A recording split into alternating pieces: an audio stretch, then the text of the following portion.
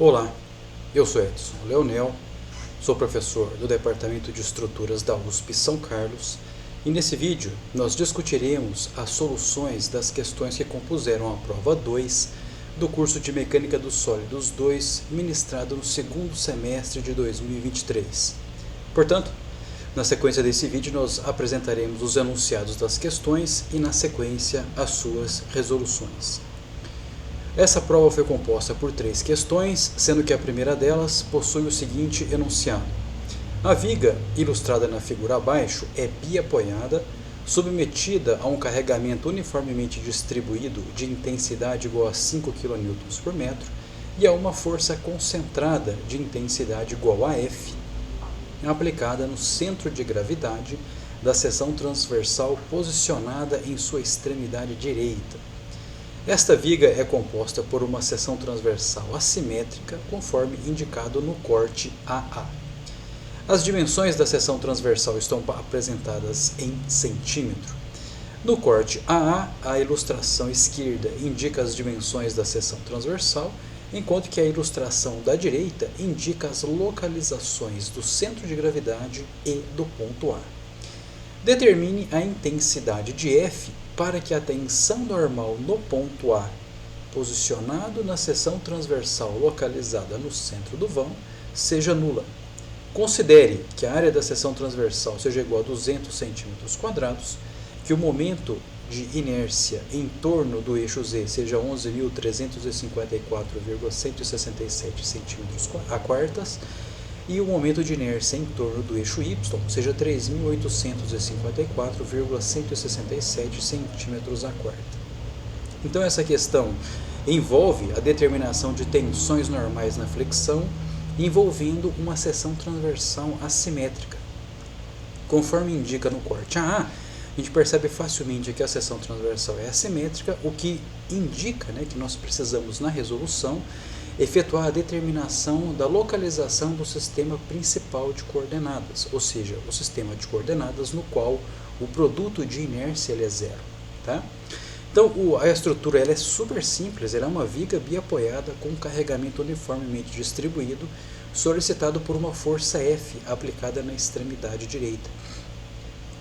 E essa força F ela está aplicada no centro de gravidade da seção transversal posicionado na extremidade direita. Então, o que isso quer dizer? Quer dizer que a aplicação da força F ela vai gerar exclusivamente uma força normal ao longo do corpo dessa barra, ok? Então, a presença da força F ela não gera momentos fletores adicionais em torno de Z e de Y, tá? O único carregamento que gera os momentos fletores neste problema é o carregamento de 5 kN por metro. Okay?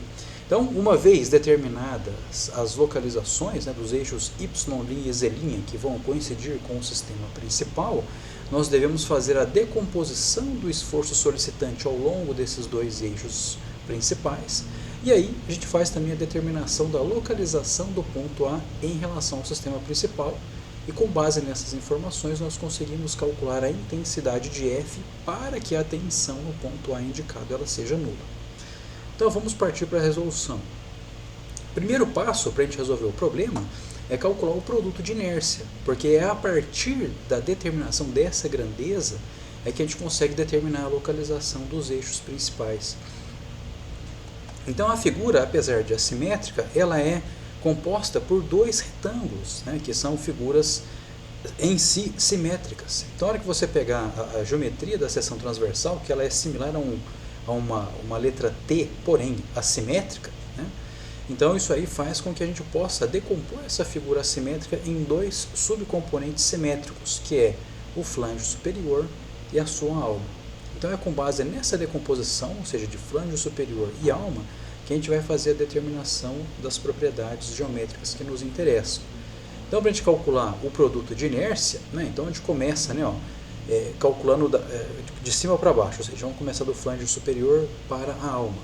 Então, como os dois subcomponentes são simétricos, a nossa aplicação do teorema dos eixos paralelos faz com que o produto de inércia do subcomponente em relação ao seu próprio centro de gravidade ele seja zero, porque o subcomponente ele é simétrico, ele possui pelo menos um eixo de simetria. Nesse caso, o subcomponente ao qual eu me refiro é o flange superior e o outro a alma, ou seja, são dois retângulos. Tá? Então, nesse caso, né, então, o produto de inércia do subcomponente em relação ao seu próprio centro de gravidade vai ser zero. Então, para a gente aplicar o teorema dos eixos paralelos, basta que a gente calcule a área do subcomponente vezes o ΔY vezes o ΔZ, que são as distâncias entre o centro de gravidade do subcomponente até o centro de gravidade da seção transversal. Né? E lembrando, né, que o centro de gravidade da seção transversal já está informado aqui na figura, para agilizar as nossas contas. Então, o centro de gravidade ele está distante de 16,25 centímetros da extremidade inferior da seção e a 11,25 da extremidade direita da seção transversal. Tá? Então, vamos lá. Ó. Então, partindo de cima para baixo, ó, qual que é a área dessa parte superior? Eu vou ter 5 mais 5, 10, mais 10 dá 20, então eu fico com 20, vezes 5, que é a espessura, eu tenho a área do subcomponente, vezes, quem que é o ΔZ? Então, o ΔZ vai ser sempre a posição do centro de gravidade, né, nesse caso aqui em relação a Z, menos a localização, né, do centro de gravidade também em relação a Z. Então, lembre-se do nosso algoritmo que nós discutimos em sala de aula, para que a gente não erre essas contas simples, né, que toda vez que a gente vai encontrar medidas na figura, é uma chance de a gente cair em erros, né, na verdade, em erros bobos. Então, nesse caso, ó, qual que é a distância em Z do centro de gravidade do componente até a nossa extremidade direita? Então, se esse comprimento todo vale 20, então a metade dele vale 10. Então, são os 10 que estão aqui. Ó. Menos quem? O Z do centro de gravidade, que é 11,25. Tá? Então, a gente percebe nesse caso, né, que o centro de gravidade do flange superior, ele está aqui, né, ó, à direita do centro de gravidade em Z, o que indica, né, que a localização dele é negativa. Então, de fato, esse ΔZ ele dá negativo. Tá? Em relação a Y, qual que é a diferença entre Y do CG do subcomponente até o Y do centro de gravidade da seção? Então, eu vou ter aqui, ó, 20 mais 2,5, né, que é a metade do 5. Então, eu tenho 22,5 menos 16,25, que é a localização do centro de gravidade da seção. Perfeito?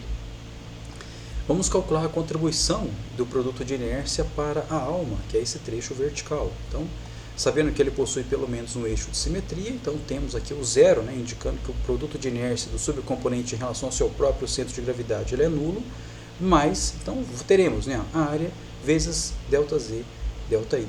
Então, qual que é a área do subcomponente? Ó? Então, a espessura dele vale 5, a altura vale 20, então a área dele é 20 vezes 5.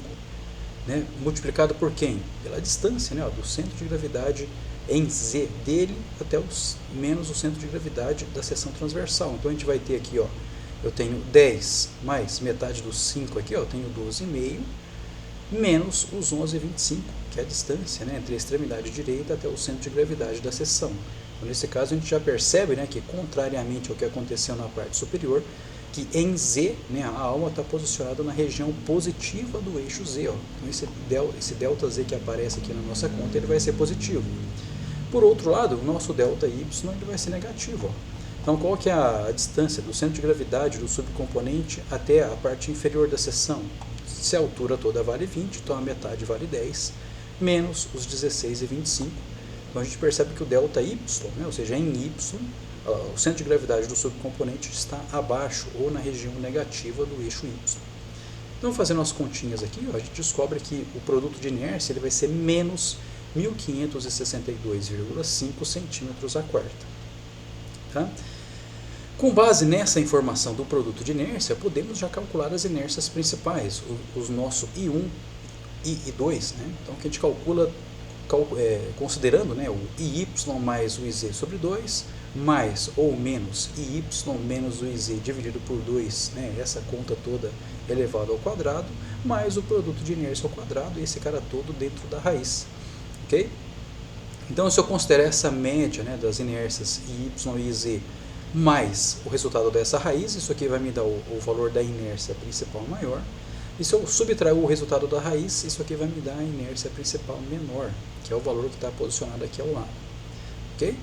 Então, com isso, a gente já consegue calcular quem são as inércias principais dessa figura plana que representa a seção transversal da barra. Com base, né, também no produto de inércia, nós conseguimos calcular quais são as direções principais, ou seja, as direções nas quais, né, o produto de inércia ele é zero. Então, para isso, a gente usa aquela continha que nós já determinamos em sala de aula, né, que é menos 2 vezes o produto de inércia e y menos o iz. Então, fazendo essa continha aqui, fazendo um arco tangente, né, dessa razão e depois dividindo por 2, nós descobrimos, né, que é o nosso ângulo, que eu estou chamando aqui de θ1 barra, que é o nosso ângulo primeiro, né, onde nós observaremos uma direção principal, ele está a menos 11,31 graus. Então, o que isso indica? Né? O sinal negativo que aparece na conta indica que nós temos que girar o nosso sistema de coordenadas no sentido horário, né, por conta da regra da mão direita. Então, giros horários recebem o sinal negativo. Então, nesse momento, percebam, né, que nós temos uma direção principal e, obviamente, a outra direção principal ela possui uma defasagem de 90 graus em relação a esse primeiro, né, e temos duas inércias principais. Então, o que nós temos que fazer é dizer, né, em torno de qual direção principal atua cada uma dessas inércias principais. Então, para isso, nós utilizamos a expressão, né, do IY', que nós também mostramos já em sala de aula, que ele vai me dar, né, o IY mais o IZ dividido por 2, mais IY menos IZ sobre 2, vezes o cosseno de 2 vezes o ângulo no qual eu quero calcular a inércia, menos o produto de inércia vezes o seno de 2 vezes o ângulo no qual eu quero calcular a inércia. Então, fazendo essa operação aqui, ó, considerando o nosso ângulo de menos 11,31, o resultado que nós observamos, né, é que o IY', ou seja, a inércia em torno do eixo rotacionado, né, de menos 11,31 em relação ao eixo Y, ele é de 3.541,667, o que indica, né, que nesta rotação aqui, ó, de menos 11,31, a inércia que atua é a inércia de 3.541,667, ou seja, a inércia principal menor. Então, com isso, nós já descobrimos, né, quais são as direções principais e quais são a inércia que atua em torno de cada um desses eixos. Então, a gente pode fazer o que agora? Vamos levantar os esforços solicitantes para que, em seguida, né, depois de levantados os esforços solicitantes, a gente faça a decomposição desses esforços solicitantes e também do ponto A em relação a esta direção aqui, ó, de menos 11,31 graus. Ok? Então, em termos de esforços solicitantes, a estrutura é super simples, ó, é uma viga biapoiada. Então, se eu fizer a somatória de momentos Z em relação ao ponto B igual a zero, né, que é o que está mostrado aqui, então nós teremos, né, menos 8 VA, né, onde 8 é o comprimento da barra, vezes VA, que é essa reação vertical aqui do ponto A, mais, né, o momento devido à carga distribuída, que vai ser 5 vezes 8, que me dá a força concentrada equivalente associado a esse carregamento distribuído, vezes 8 sobre 2, que é o braço de alavanca.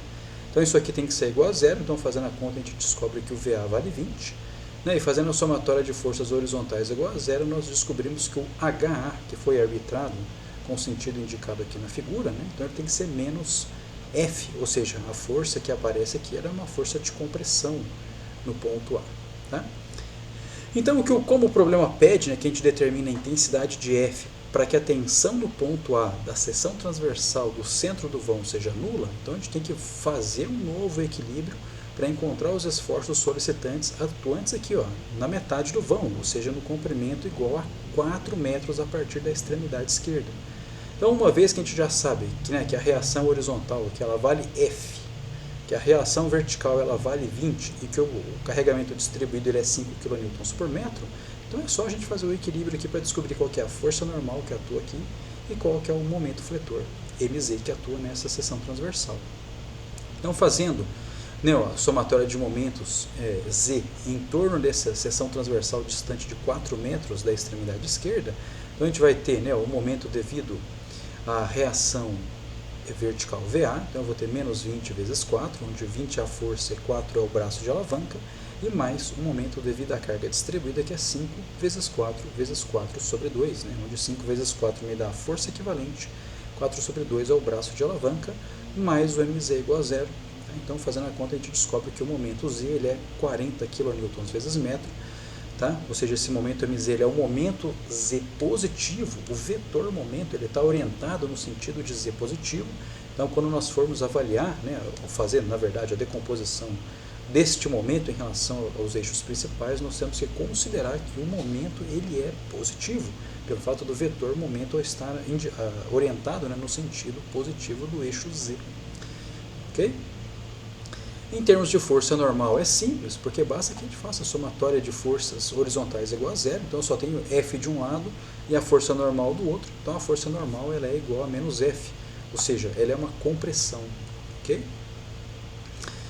Então, ó, uma vez que a gente já conhece qual que é a direção principal, ou qual que é a defasagem de eixo que existe entre o eixo Y e o eixo Y', que é os 11,31 graus, que nós já mostramos no slide anterior, então vamos fazer a decomposição dos esforços solicitantes em relação a esses eixos. Então basta que a gente use, né, a nossa matriz de rotação, né, sendo ela composta pelos esses termos aqui, ó, o cosseno de θ, seno de θ, menos seno de θ e cosseno de θ, tá, onde o θ é o ângulo, né, entre y e y', e o momento que nós temos é my vale 0 e o mz vale 40 kN vezes metro, como nós obtivemos do equilíbrio. Então, fazendo essa multiplicação de matriz vetor, né, onde a matriz contém aí o seno e cosseno do ângulo, né, envolvendo y e y', e o vetor envolve os momentos my e mz, então a gente descobre que o momento fletor que atua em torno do eixo y', ele vale menos 7,844 kN vezes metro, e o momento fletor que atua em torno do eixo z', ele é 39,224 kN vezes metro. Então, já temos aí quais são, né, os momentos que nós temos que incorporar na conta para o cálculo da tensão normal. Então aqui a gente tem uma ilustração, né, da geometria da seção transversal com o eixo Y e Z padrão. Temos aqui também, né, o eixo Y' e Z', onde, né, nós já determinamos no slide anterior que em torno de Y' atua a nossa inércia principal menor, consequentemente em torno do Z' vai atuar a nossa inércia principal maior. E os esforços solicitantes decompostos, né, ó, então nós teremos aqui, ó, um my que é negativo, então eu vou ter o my' que está aqui, ó, esse é o vetor momento, e eu tenho o vetor momento mz', que ele está aqui, ó, ele é um vetor positivo, beleza? Então, para concluir o exercício, né, vamos utilizar a mesma matriz de rotação, só que agora para a gente decompor a localização do ponto A também em torno de y' e de z'. Então, qual que é a localização do ponto A no sistema YZ? Então, olha, no YZ, a minha origem está sempre no sistema de coordenadas. Então, qual que é a minha localização Y do ponto A? Então, vai ser a altura total, ó, que é 25, menos os 16 e 25, que está aqui. Ó. Então, já calculando em metros, tá? Essa redação aqui. Ó. Então, é 0,25 metros, menos 0,1625 metros. Tá? Então, com isso, eu tenho a localização Y do ponto A. A localização Z, então a gente toma, né, ó, essa distância toda aqui, ó, que são os 20 centímetros menos 11,25. Né? Então eu vou ter 0,2 menos 0,1125, então isso aqui me dá a coordenada Z do ponto A. Então fazendo essa operação aqui de matriz vetor, então eu consigo associar, né, a matriz de rotação à localização Y e Z do ponto A, considerando, né, o sistema YZ. Então fazendo essa multiplicaçãozinha aqui a gente consegue obter a localização de Y e de Z para o ponto A, mas agora em torno do sistema principal, que eu estou chamando aqui de YA' e ZA', que dá o 0,069 metros para Y, e para Z ele dá o 0,103 metros. Então, com todas essas grandezas determinadas, a gente pode aplicar a formulinha da determinação da tensão normal na flexão, né, onde nós temos, né, força normal sobre a área menos mz e zy mais my e yz. Só que agora, né, a gente descreve quem é o y, quem é o z, a gente descreve em relação ao sistema principal de inércia. Né? Então, nesse caso, o meu y' vai conter a minha inércia principal menor e o z' vai conter a minha inércia principal maior. Então, o que o problema pede é a intensidade de F para que a tensão normal seja zero no ponto A. Então, ótimo. Então, eu vou igualar essa tensão a zero, que é igual a menos força normal dividido pela área, que foi fornecida do problema, menos o mz, que é o 39, mz', né, o 39,224, vezes o YA', que nós já determinamos ali, dividido pela inércia principal maior, mais o MY' vezes o Z', dividido pela inércia principal menor. Então, lembrando, né, que a nossa força normal aqui, ó, ela é o F, né? Ou seja, ela é uma compressão, por isso que aparece esse negativo aqui, né, porque a força ela é compressiva. Então, a gente faz a operação e descobre que para que a tensão no ponto A seja nula, então a gente tem que aplicar uma força contrária, inclusive, de tração, né, de intensidade de 920 a 208 kN. Então essa que é a resposta do problema. Okay? Então o negativo que aparece aqui, ó, no nosso resultado indica que a força ela não deve ser orientada como está mostrado no problema, ou seja, uma força de compressão, mas sim uma força de tração, né? Ou seja, a força ela tem que ter o sentido oposto ao inicialmente arbitrado. A segunda questão é uma questão de linha elástica que possui o seguinte enunciado. A viga ilustrada na figura abaixo é engastada em seu extremo esquerdo e conectada a uma mola em sua extremidade direita. Esta viga está submetida a um carregamento linearmente variável e a uma variação de temperatura.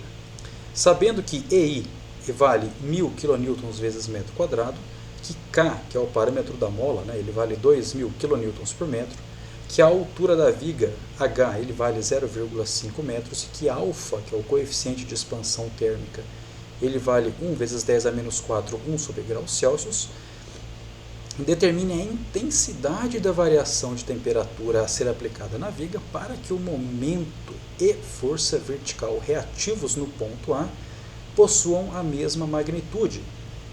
Então, a gente pede para que a gente assuma, né, no equilíbrio que MA e VA possuam sentidos positivos dos eixos coordenados.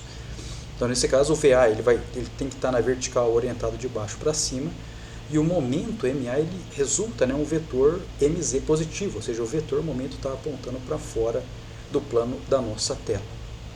Então, quando a gente bate o olho nesse problema, a gente verifica que o problema ele é estaticamente indeterminado, ou seja, nós temos três reações de apoio, né, no ponto A, momento, força vertical e força horizontal, e temos mais a reação vertical no ponto B, que decorre da interação entre a viga e a mola. Então, ou seja, temos 4 reações de apoio e temos apenas 3 equações de equilíbrio, já que esse problema ele é um problema plano. No entanto, o exercício já nos fornece aí, ó, que ele deseja, né, ó, como está mostrado na última frase aí, ó, que as reações no ponto A, tanto a força vertical quanto o momento reativos no ponto A, eles precisam ter a mesma magnitude. Então, nesse caso, MA tem que ser igual a VA. Então, quando a gente faz essa associação entre a intensidade das reações de apoio presentes, então acaba que a gente está conseguindo transformar artificialmente o problema estaticamente indeterminado num problema isostático, né? Porque eu consegui fazer a relação entre duas reações de apoio. Então, com isso, eu consigo amarrar o problema e resolver ele como se ele fosse isostático. Tá? Então, apesar do enunciado ser complexo, a resolução ela é muito simples. Então, o primeiro passo para se resolver esse problema é efetuar o equilíbrio da estrutura, encontrar quem que é VA, encontrar quem que é MA, fazer essa igualdade entre as duas reações de apoio. Na sequência, né, com base nessa igualdade, conhecendo quem que é MA e conhecendo quem que é VA, então a gente escreve a equação da linha elástica a partir da determinação da equação que governa o momento fletor, né, o M, a partir do comprimento da barra, e na sequência a gente diz, né, que uma das condições de contorno do problema, além, né, de força de deslocamento em A ser zero e que o giro em A também ser zero, é que em B o deslocamento da barra ele tem que ser igual ao alongamento ou encurtamento da mola, ou seja, o deslocamento em B tem que ser igual ao deslocamento da mola. Então, com base nessas compatibilidades, a gente consegue determinar, né, quanto de variação de temperatura a gente tem que aplicar para que essas reações de apoio no ponto A elas sejam iguais. Tá? Então, vamos resolver o problema. Então, o primeiro passo é fazer o diagrama de corpo livre da estrutura, no qual a gente substitui as condições de vinculação por reações de apoio equivalentes. Então, como no ponto A eu tenho uma reação vertical e um momento fletor, aqui eu já estou até desprezando a reação horizontal porque ela é identicamente zero, né? Não tem nenhuma força horizontal no problema. Então, eu estou arbitrando aqui, né, ó, o meu VA no sentido positivo, o meu MA também no sentido positivo. Temos o carregamento, cuja intensidade máxima é 6. E aqui, ó, eu estou dizendo que a reação da mola sobre a viga, ela resulta, né, uma força FM vertical para cima. Então, consequentemente, né, ó, por ação e reação, eu estou dizendo, né, que a força da mola, tá, ou seja, a força da mola sobre a mola, ela é de vertical também, mas de cima para baixo. Então, eu estou assumindo neste equilíbrio aqui, ó, que a mola ela vai estar sendo encurtada devido à ação do carregamento. Tá? Aí você fala, mas eu posso considerar o contrário? Cara, sem problema, você poderia considerar a força da mola para baixo, né? Então, se você considerar essa força que atua da mola sobre a barra para baixo, você deve considerar a força da mola sobre a mola para cima, e aí você estaria assumindo que a sua mola está sendo esticada, alongada. Não tem problema nenhum, dá para se resolver o problema desse jeito e o resultado final é o mesmo, ok? Então, considerando, né, o sentido que eu arbitrei aqui para as minhas reações de apoio, vamos fazer a posição do equilíbrio. Então, somatória de forças y igual a zero, então eu vou ter VA mais força da mola menos a força equivalente decorrente desse carregamento linearmente distribuído, que eu vou ter 6 vezes 3, que é o vão, isso dividido por 2, né, porque é um carregamento linearmente variável. Então, com isso eu consigo dizer que a força VA ele é 9 menos a força da mola. Então, isso aqui é uma das equações de equilíbrio que eu tenho. Fazendo a somatória de momentos Z em relação ao ponto A, então quais são as conclusões que eu chego, né? Quais são as ações que causam momento no ponto A? Tenho o próprio momento MA, que está aqui, positivo, menos momento devido a esse carregamento linearmente variável. Então, eu vou ter 6 vezes 3 sobre 2, que me dá a força concentrada equivalente associado a esse carregamento linearmente variável, vezes o braço de alavanca. E o braço de alavanca é quem? Olha, se essa carga aqui ele não é um triângulo, então qual que é o centro de gravidade do triângulo? Ele não está a 1/3 da sua base? Então, como eu estou somando momentos em relação ao ponto A, então eu tenho 2/3 do vão inteiro. Então, por isso que aparece aqui, esse braço de alavanca ele é 2/3 do 3, né? 2/3 do vão. Mais a força da mola vezes 3, né? Ou seja, Fm vezes o braço de alavanca, que é 3. Então, fazendo a continha, a gente descobre que o momento MA ele é 18 menos 3 vezes a força da mola. Como o problema diz, né, que ele quer que MA e VA sejam iguais, então vamos igualar os dois aqui. Ó. Vou ter 9 menos Fm, que é igual a 18 menos Fm. Então, com isso, a gente já descobre que a reação da mola, né, para que essas duas reações de apoio sejam iguais, ele vale 4,5 kN. Ok? Então, o que é legal ó, é que se eu conheço em que é a força da mola, eu já consigo descobrir quem que é a reação vertical VA. Então, 9 menos 4,5, isso aqui me dá 4,5. Né? Ou seja, a reação vertical no ponto A ele é 4,5 para cima. E o momento MA, 18 menos 3 vezes 4,5, então 3 vezes 4,5 me dá 13,5, 18 menos 13,5 me dá 4,5 também. Tá? Então, com o conhecimento, né, de quem que é VA, quem que é MA, então agora a gente pode expressar, né, a equação que governa a variação do momento fletor ao longo do comprimento da barra. Tá? Então, fazendo o equilíbrio, né, ao longo de um corte genérico X a partir da extremidade esquerda, então eu tenho aqui a reação vertical que é 4,5, tenho o momento MA que é 4,5, temos esse comprimento X, né, no qual eu estou fazendo o equilíbrio, temos o M de X, que é a grandeza que eu quero determinar, inclusive, e temos aqui a expressão, né, que governa o carregamento linearmente variável.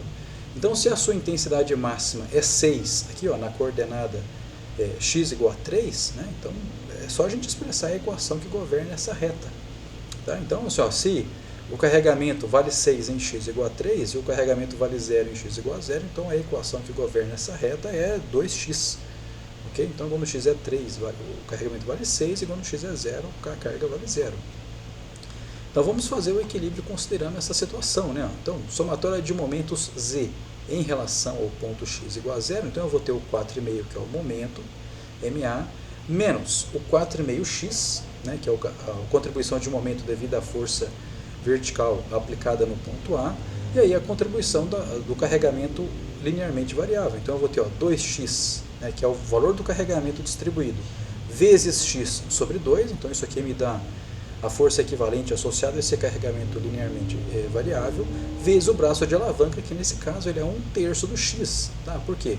Porque, olha, eu estou somando momentos agora ó, em relação a coordenadas x, ou seja, em relação à base desse triângulo aqui. Ó. Tá? Então, se a força equivalente está aplicada no centro de gravidade do triângulo, então essa distância aqui ele é 1/3 do x. Tá? Mais o m de x igual a 0, então com isso a gente descobre facinho aqui, ó, qual que é a equação que governa a variação do momento ao longo do comprimento da barra. E isso aqui faz sentido, ó, porque o nosso m de x ele é cúbico. Né? Então, lembre-se lá das relações diferenciais. Ó. Se o meu carregamento distribuído ele é linear, então isso indica que o meu cortante vai ser quadrático e que, se o cortante é quadrático, então o meu momento ele vai ser cúbico, que é o que essa equação está retratando. Beleza? Então, uma vez que a gente conhece quem que é o momento, então é só a gente aplicar a equação da linha elástica e fazer as integrações sucessivas. Então, eu vou ter o d2v dx2m dividido por EI, mais o alfa T2 menos T1 dividido por H, que é a equação da linha elástica incorporando o efeito de temperatura. Então, no lugar do M, nós vamos substituir a equação que nós determinamos anteriormente aqui, ó, que é o 4,5x menos x3 sobre 3 menos 4,5, mais o alfa delta T dividido por H. Então, integrando a primeira vez, o nosso dv dx, né, que representa para mim a equação que governa os giros das seções transversais que compõem essa barra. Então, ele vai ser 1 sobre EI, 4,5x2 sobre 2, menos x4 sobre 12, menos 4,5x, mais o alfa delta t h vezes x mais c1. Integrando a segunda vez, então eu vou ter, né, 1 sobre EI, 4,5x3 dividido por 6, menos x5 sobre 60, menos 4,5x2 sobre 2, mais o alfa delta t, x2 sobre 2h, mais c1x mais c2. Então percebam que aqui, ó, nós temos duas constantes de integração que saem naturalmente do nosso processo de integração e que a gente consegue resolver essas duas constantes a partir das condições de contorno do problema posicionados no ponto A. Eu sei que no ponto A o giro, né, o meu dv dx, ele vale zero porque eu tenho um engaste ali, ó. E que além disso, no ponto A, o deslocamento ele é zero também porque eu tenho um engaste. Então, com base nessa primeira expressão aqui, ó, do giro, né, então o meu dv dx em x igual a zero tem que ser zero. Então, em x igual a zero, esse cara some, esse some, esse some e esse some. Então, para que o giro seja zero em x igual a zero, C1 tem que ser zero. Além disso, o deslocamento ele tem que ser zero em x igual a zero. Então, tomando a equação do deslocamento, então em x igual a zero, esse cara some, este some, este some, este some, o C1 já era zero, né? Então, para que o deslocamento seja zero em x igual a zero, o C2 ele tem que ser zero. Ok? Então, ó, a gente fica, sabendo que C1 e C2 são nulos por conta do engaste, então a gente fica com a expressão do deslocamento, que fica faltando ainda a gente compatibilizar com o deslocamento do ponto B, certo?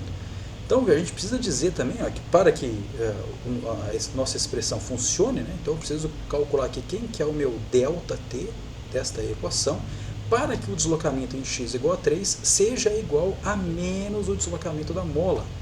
E aí você fala para mim, mas por que você pôs menos aqui? Olha, pelo sistema de coordenadas que a gente usa para resolver o sistema.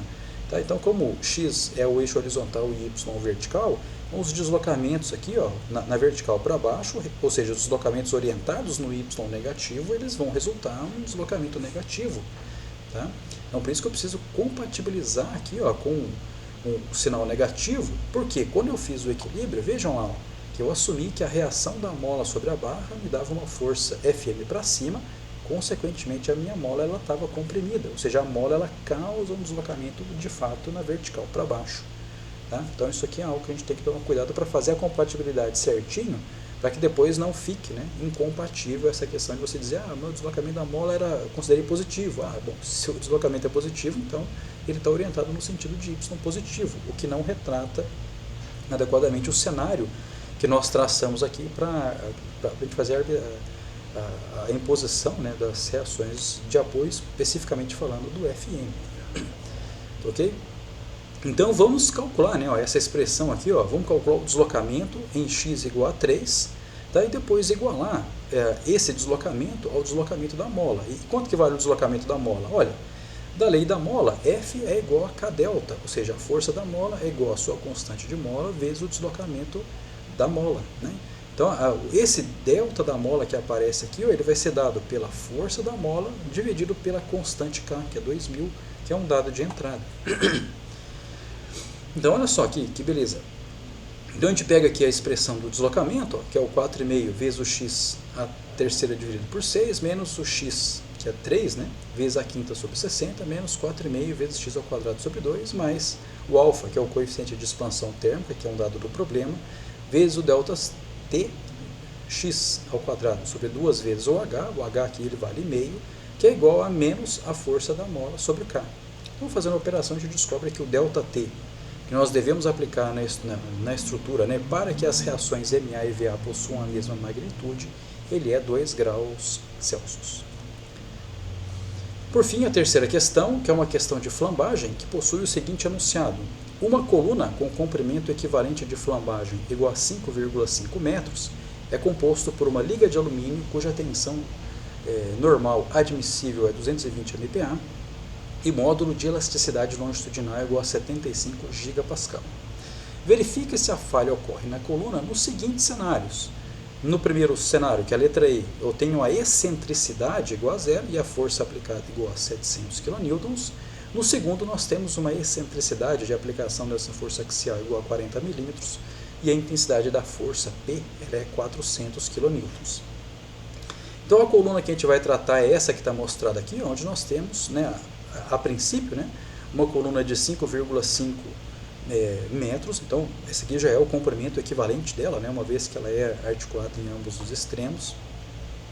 A força axial ela está aplicada com uma dada excentricidade, então essa excentricidade vai mudar de acordo com o cenário que a gente está analisando, inclusive a intensidade da força aplicada também muda. Tá?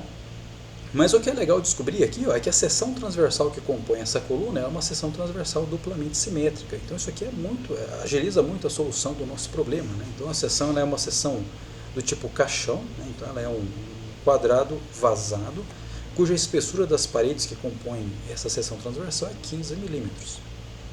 Então a solução é muito direta. Por quê? Porque quando eu tenho o E igual a zero, ou seja, a minha excentricidade é zero, então isso significa que a força axial ela é aplicada no centro de gravidade da seção transversal. E nesse caso, como nós vimos em sala de aula, né, a força que eu tenho que calcular é a força crítica de flambagem, é o π2 é I sobre kr ao quadrado. Então a gente tem que comparar essa força equivalente de flambagem com os 700 kN dados no problema.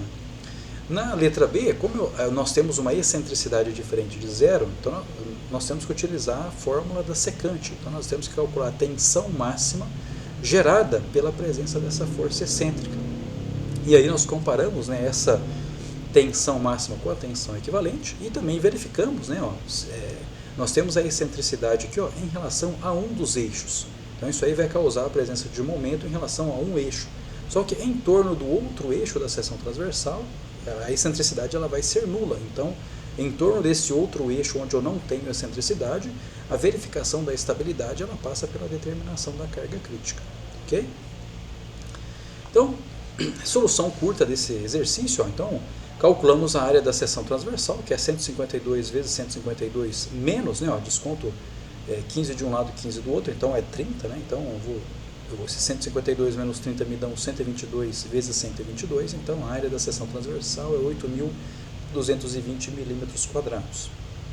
A inércia, então, é base vezes a altura ao cubo sobre 12. Né? Então, da seção cheia é o 152 vezes 152 ao cubo sobre 12, menos a parte vazada, que é 122 vezes 122 ao cubo sobre 12.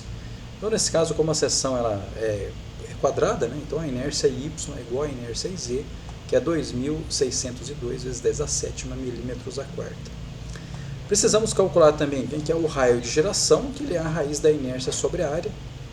Então, como a seção é duplamente simétrica, então o meu RY é igual ao RZ, que vai me dar aqui, dividindo, né, a inércia pela área e tirando a raiz, vai me dar 56,264 milímetros. Então, para o cenário da letra A, ou seja, a força aplicada no centro de gravidade da seção, né? Então, ou seja, a excentricidade zero. Então nós vamos ter aqui o P crítico, então eu vou ter o π2, né, π ao quadrado, vezes E, que é o módulo de elasticidade longitudinal, vezes a inércia dividido pelo comprimento equivalente ao quadrado. Então, fazendo a continha, a gente descobre que a carga crítica de flambagem é 636,67 kN. Tá? Então essa aqui é a carga, a intensidade da carga necessária para que a coluna ela perca a sua estabilidade lateral e ela tenha a sua configuração deformada, né, lateralmente.